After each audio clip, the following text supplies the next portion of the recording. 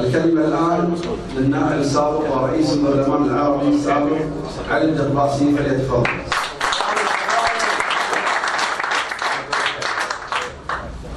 أعوذ بالله من الشيطان الرجيم، بسم الله الرحمن الرحيم. الحمد لله رب العالمين والصلاة والسلام على سيدنا محمد.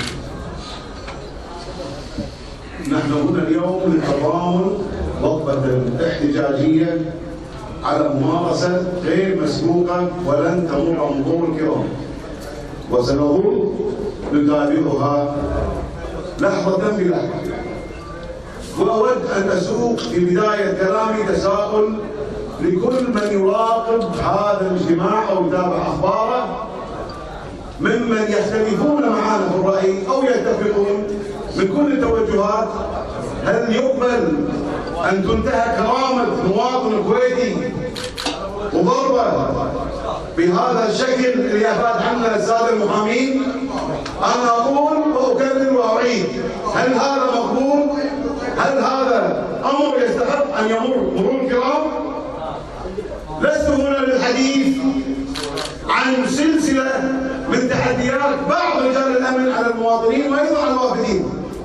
كلكم تتذكرون قصص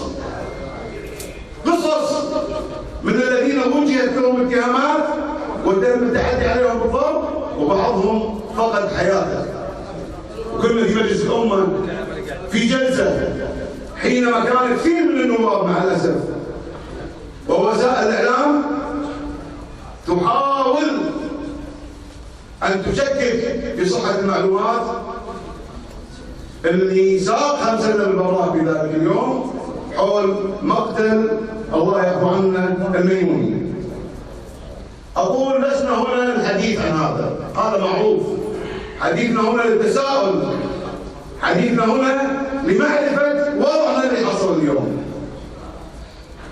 الحديث عن كل القضايا وعن المشهد السياسي الكويتي باتت معروفة، وقضيتنا الأم هي الإصلاح ومعرفة ومحاسبة من تعدى على أموال الكويت. وأنا في هذا الإطار أيضا أتساءل: هل قدمت الحكومة اللي رئيس الحكومة يوميا يتكلم عن الفساد واحد للمحاسبة في أي مجال تم ذكره، بدءا من التعدي على كرامات الناس، مرورا بالأغذية الفاسدة، وصولا إلى تقارير ديوان المحاسبة حول كثير من المخالفات؟ احنا قضيتنا الإصلاح وقضيتنا معرفة من المتسبب ومحاسبته، وكنا وسنبقى وسنظل إن شاء الله متمسكين بخطواتنا الإصلاحية، ونتعامل مع الحدث كرجال دولة بمسؤولية تامة، وانطلاقا من هذه المسؤولية تحملنا مسؤولياتنا. وأؤكد أننا ثابتون على مبدأنا، مستعينون بالله، صابرون وصولا للغايات، لكننا لم نكن نتخيل أن فعل مثل الفعل اللي قام به قيادي القوات الخاصة ضد معتقل أعزل أن يكون محل تشكيك كما نرى اليوم. لا أود الإطالة عليكم، ووقفاتنا الاحتجاجية للتعبير عن موقفنا مستمرة كل يوم في محفل، وسنظل بإذن الله مع المعتقلين. وأسوق لهم رسالة من هذا المكان: لستم وحدكم، كلنا معكم إن شاء الله، كلنا معكم إن شاء الله، كلنا معكم إن شاء الله. فيما يتعلق بالسجال والقيل والقال، نحن لا نرد على سفهاء القوم، قلناها ونعيدها: ما نرد على العصاص، احنا نرد على ما نرد على العصاص، على العروس.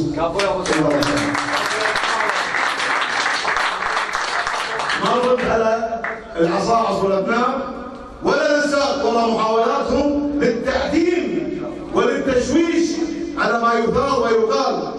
انا هنا اذكر الشعب الكويتي بقضيتنا الام اللي صار لنا الان فتره طويله واحنا نسلط الضوء عليها. نريد ان نعرف الحقيقه، نريد ان نعرف الحقيقه، وان يحاسب من تعدى على اموال وحريات الكويتيين. يشير لي السيد علي الندوة بضرورة عدم الإطالة، وأنا امتثالا لهذا الطلب أنهي كلمتي بالصلاة على النبي والتأكيد على أن بإذن الله ثابتين للدفاع عن حريات، أقول حريات ومصالح الشعب وأمواله إن شاء الله.